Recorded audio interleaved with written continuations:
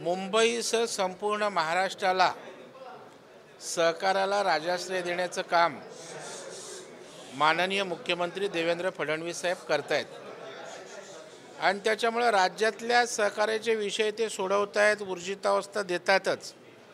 परंतु मुंबईत आज अनेक योजना सहकाराच्या माध्यमातून माननीय देवेंद्रजींच्या आशीर्वादाने सुरू आहेत, ज्याच्यामध्ये हाऊसिंग सेल्फ डेव्हलपमेंट आहे. जसं की लाडक्या बहिणींना 1,500 रुपये मिळतात, त्यांना 1 लाखापर्यंत बिनव्याजी कर्ज आम्ही देतोय. आज मुंबईत कंझ्युमर स्टोर्स आहेत. शेतकऱ्यांचा माल, भाजीपाला, अन्नधान्य, कडधान्य आणून मुंबईत आपण ग्राहकांना स्वच्छ भाजी, चांगलं अन्नधान्य देऊ शकतो. तर हे सहकार करू शकतं. त्यामुळे या सहकाराची ताकद मुंबईत आहे, ज्याला सातत्यानं देवेंद्रजींनी मदत केलेली आहे. आणि मग त्या सहकार आघाडीचं एकत्रित करून या संस्थांचे प्रश्न समजून ते सोडवणं आणि त्यांच्या माध्यमातून मुंबईतल्या बेरोजगारीला कमी करण्यात हातभार लावणं हा आमचा उद्देश या ठिकाणी आहे. आणि स्वाभाविकपणे मुंबई महानगरपालिकेच्या निवडणूक आल्यात. मग अशा वेळेला देवेंद्रजी आशीर्वाद आम्हाला देत असतील, सरकार आमच्या पाठीशी असेल, मी या ठिकाणी या संस्थांना ताकद देत असेल, तर या सगळ्या सहकारी संस्थांचा उपयोगही, त्यांचा आशीर्वादसुद्धा आमच्या मागे राहावा या भावनेतूनच सगळ्यांना निमंत्रित केलं.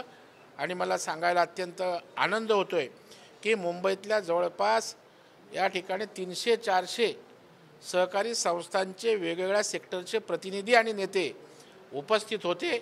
चांगल्या प्रकारचं चर्चा विनिमय त्या ठिकाणी झाला आणि मुंबईत पुन्हा एकदा येणाऱ्या काळात सहकार ताकदीनं त्या ठिकाणी वाढलेला दिसेल. आणि ज्याची ताकद निश्चितपणे भारतीय जनता पार्टीचे जे स्वप्न मुंबईसाठी आहे ते पूर्ततेसाठी हातभार लागेल यावर माझा विश्वास आहे. मुंबईमध्ये 16 तारखेला विजय संकल्प मेळावा होते, मुख्यमंत्री स्वतः उपस्थित राहणार आहे. मात्र ह्याची सुरुवात जी आहे ती वरळीतून केली जाते, काय सांगायचं? त्या डोम वरळीत आहे म्हणून वरळीतून सुरुवात होते. असं काय कोणाला पर्टिक्युलर टार्गेट करून होत नाही. आता षण्मुखानंदाला हॉल असला तर षण्मुखानंदाला तुम्ही बोलाल सायनवरनं होते, त्याचा काय उद्देश नाही आहे.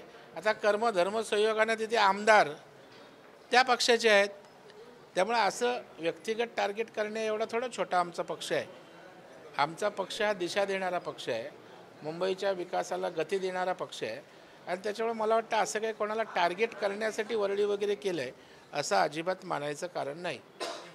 एशिया कप सुरू आहे, भारत पाकिस्तान सामना होणार आहे आणि त्याला विरोधी पक्षाकडून विरोध होत आहे. आणि त्याच अनुषंगाने शिवसेनेच्या वतीनं संजय राऊत यांनी सांगितलेलं आहे की माझा कुंकू माझा देश, सिंदूर जो आहे तो महिला आघाडीच्या वतीने पंतप्रधानांना पाठवण्यात येईल. शिवसेनेच्या वतीनं आपण बोलू नका, दुरुस्त करा.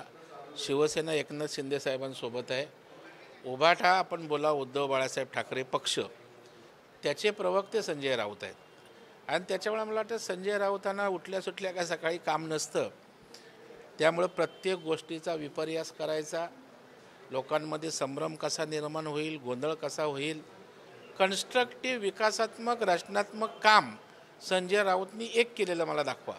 फक्त सकाळी उठून पोपटपंची करायची, आपल्यालाही बरं वाटतं.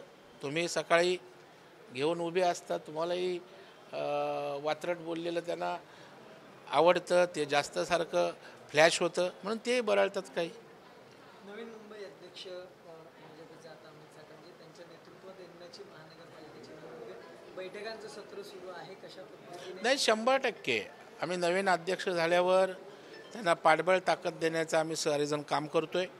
कारण शेवटी या मुंबईला आज विकासाचं चित्र दिसतं आहे. कारण देवेंद्र फडणवीस साहेब आज राज्याचे मुख्यमंत्री आहेत आणि मुंबईकडे राज्याच्या मुख्यमंत्र्यांनी कधीच एवढ्या संवेदनशीलतेनं बारकाईनं पाहिलं नव्हतं. आज अटल सेतू घ्या, कोस्टल रोड घ्या, मोनोरेल घ्या, मेट्रो रेल घ्या, मुंबईच्या ट्रॅफिकचा विषय हाताळत आहेत. त्याच्यामुळे मुंबई हे आंतरराष्ट्रीय अशा प्रकारचं शहर आहे आणि त्याच्यामुळे ते जगाच्या नकाशावर विकसित असायला पाहिजे. हे जे स्वप्न आहे ते फक्त स्वप्न भाजप, महायुती देवेंद्रजींच्या नेतृत्वाखाली त्या ठिकाणी करू शकते. आणि म्हणून महापालिका महत्त्वाची आहे. त्या ठिकाणी योग्य व्यक्तींच्या हाती जर महापालिका असेल तर गतीनं मुंबईला आम्ही आकार देऊ शकतो, विकास करू शकतो.